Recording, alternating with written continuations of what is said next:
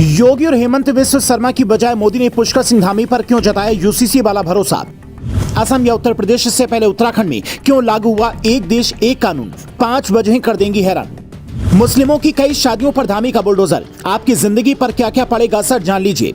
7 फरवरी 2024 को जब उत्तराखंड विधानसभा से uniform civil code bill pass हुआ तो कईयों के मन में ये सवाल उठे कि सबसे धाकड़ मुख्यमंत्री सीएम योगी और हेमंत बिस्व शर्मा हैं। अगर यूसीसी लागू करने के बाद कोई बवाल की स्थिति आ जाती तो वे इसे आसानी से संभाल सकते थे। फिर मोदी ने सबसे पहले उत्तराखंड में यूसीसी लागू करने का प्लान क्यों बनाया? पुष्कर सिंह धामी पर इतना बड़ा भरोसा क्यों जताया? हमने जब ये पता करने की कोशिश की तो 5 बड़ी वजह सामने आई, जिसके बारे में पहले सुनिए, फिर बताते कि यूसीसी कानून का आपकी जिंदगी पर क्या असर पड़ेगा। पहली वजह, मुस्लिम आबादी। उत्तराखंड में मुस्लिम आबादी करीब 13% है, जो यूपी की तुलना में 6% कम है। 2011 की जनगणना के हिसाब से असम की मुस्लिम आबादी करीब 34% है, इसलिए कम मुस्लिम आबादी वाले बीजेपी शासित प्रदेश को चुना गया। दूसरी वजह, हिंदू स्टेट। उत्तराखंड एक तरह से हिंदू स्टेट है। यहाँ पर 4 धाम है, केदारनाथ, बद्रीनाथ, यमुनोत्री और गंगोत्री के वजह से उत्तराखंड की पहचान देवभूमि के रूप में होती है। ऐसे में हिंदू बाहुल राज्य में इसे लागू करने की विरोध की गुंजाइश कम है, जबकि उत्तर प्रदेश और असम में विरोध बढ़ सकता था, जो चुनावी दौर में ठीक नहीं होता। तीसरी वजह, मोदी मैजिक।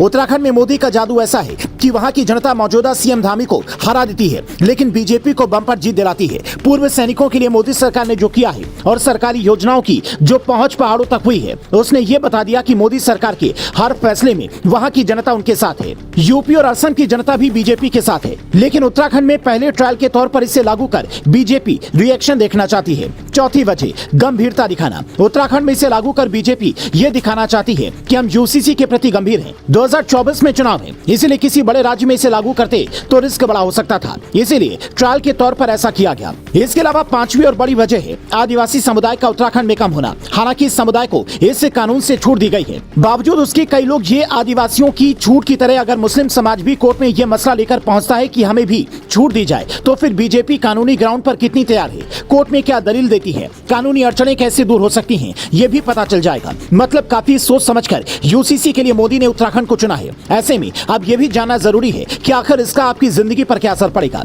उत्तराखंड का रहने वाला हर नागरिक, चाहे वो किसी भी जाति धर्म का हो, सब पर यह कानून लागू होगा। मुस्लिम समुदाय के लोग कई शादियां एक साथ नहीं कर पाएंगे, उनका पर्सनल लॉ अब नहीं चलेगा। जैसे जन्म और मृत्यु का रजिस्ट्रेशन होता है, वैसे ही शादी का रजिस्ट्रेशन जरूरी होगा ताकि रिकॉर्ड रहे। जो शादी का रजिस्ट्रेशन नहीं करवाएंगे उन्हें किसी भी सरकारी योजना का लाभ नहीं मिल पाएगा।